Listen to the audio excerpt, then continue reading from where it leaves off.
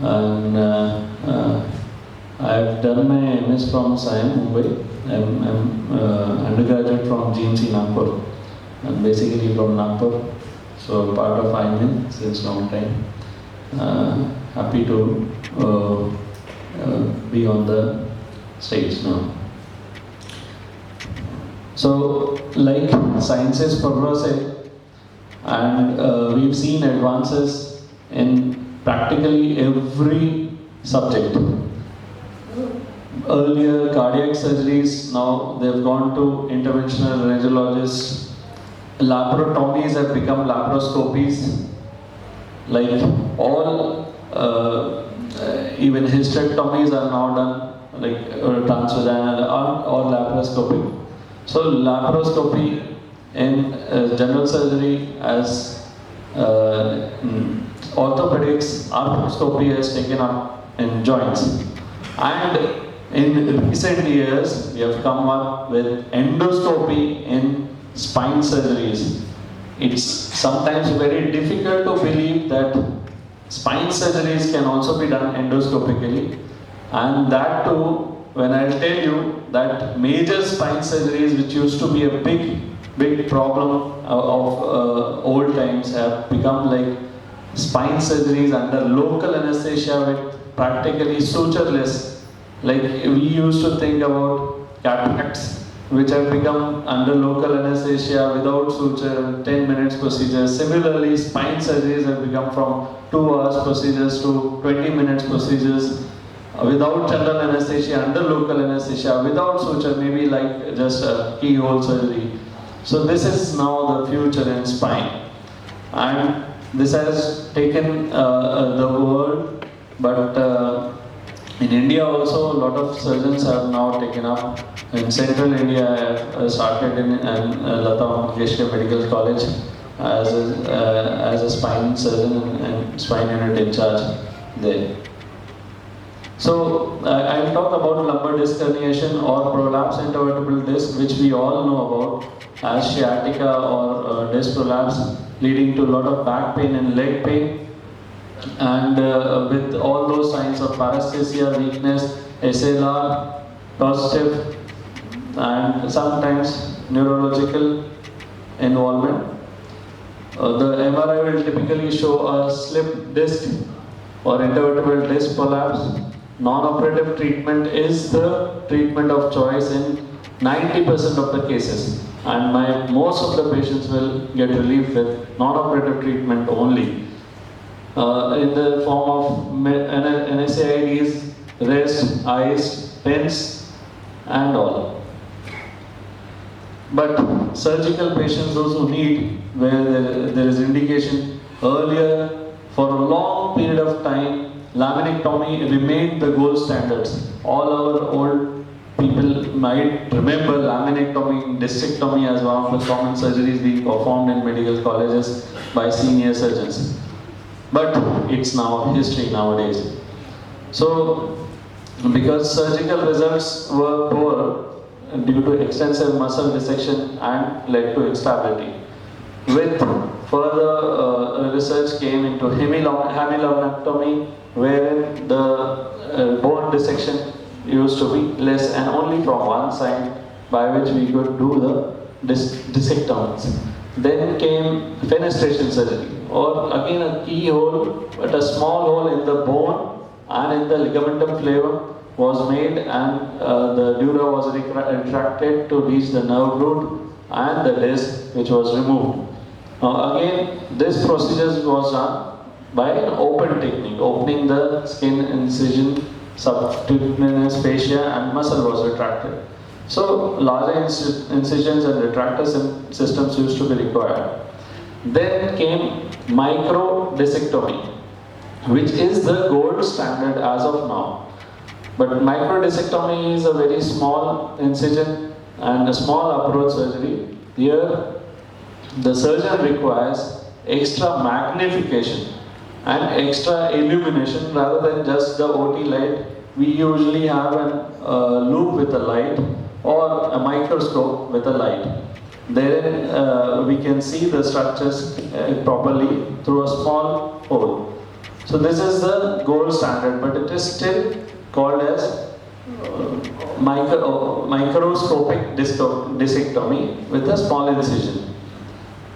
And now has come the era of endoscopy, where we have endoscopic discectomies being performed. So endoscopy has got two approaches for spine. One is interlaminar endoscopy, which was proposed by Dr. Distendu, and it is being performed here in India as well by few. One of them is Mohinder Kaushal from Chandigarh, and I have learned from him. I have also started doing endoscopic interlaminar discectomy, and we have done approximately 15 surgeries now. This is where the endoscope is introduced, just like the way a retractor is taken inside from the posterior aspect, posterior midline incision. We reach the lamina, we make a small hole in the lamina and the flavum, and then we retract the nerve root and dura and reach the disc space, and that's how we take out the disc.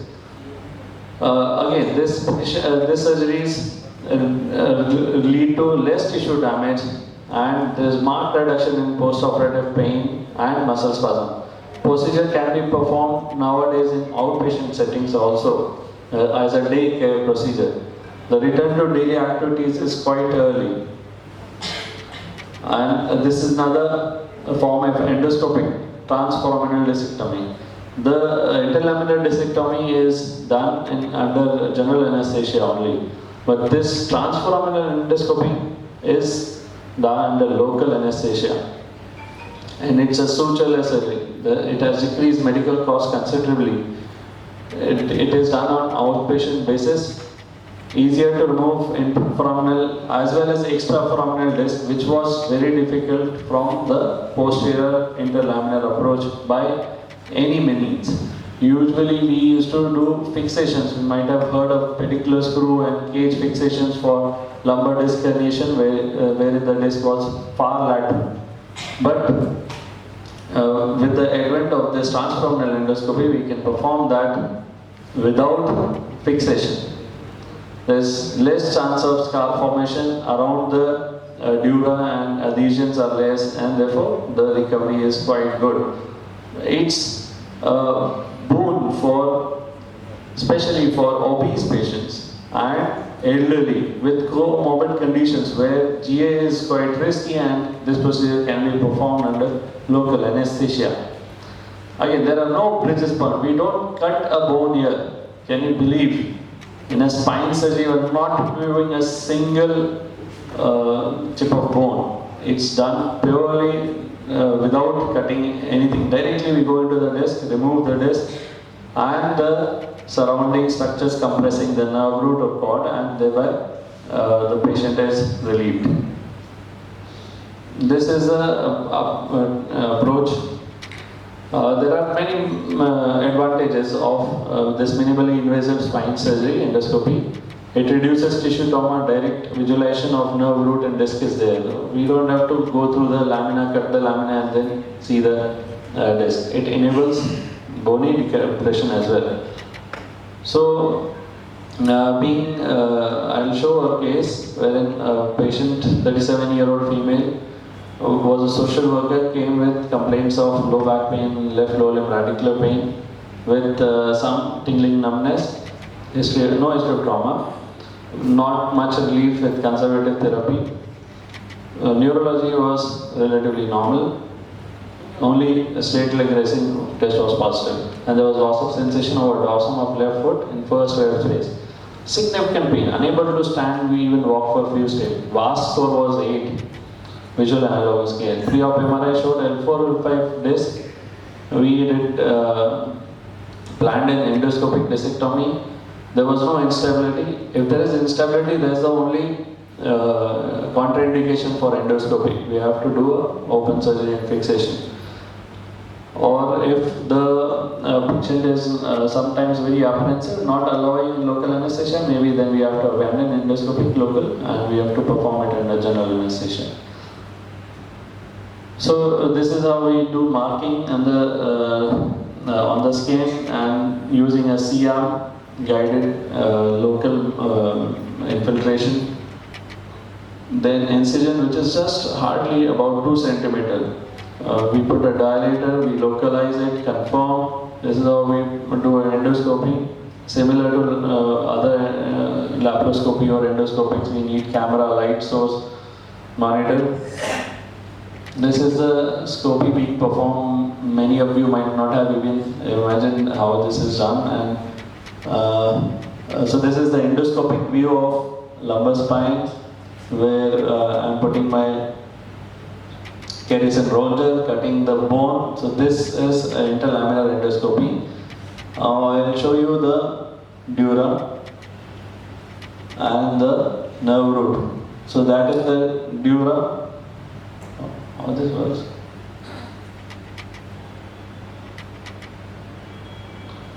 So I'm fishing out the disc prolapse, the herniated disc with my nerve hook.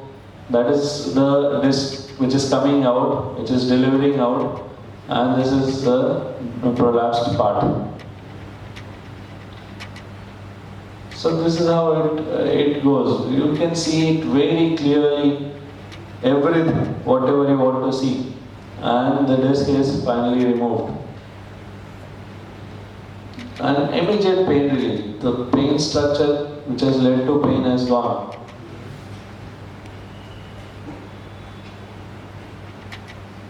Yeah. I can show you that the dura and nerve root is now completely free. I am searching for if there are any other fragments of the disc. If they are, I'll remove it. If they're not, I'll just close it. So it's hardly 20 minutes, sometimes 30 minutes, but not more than that.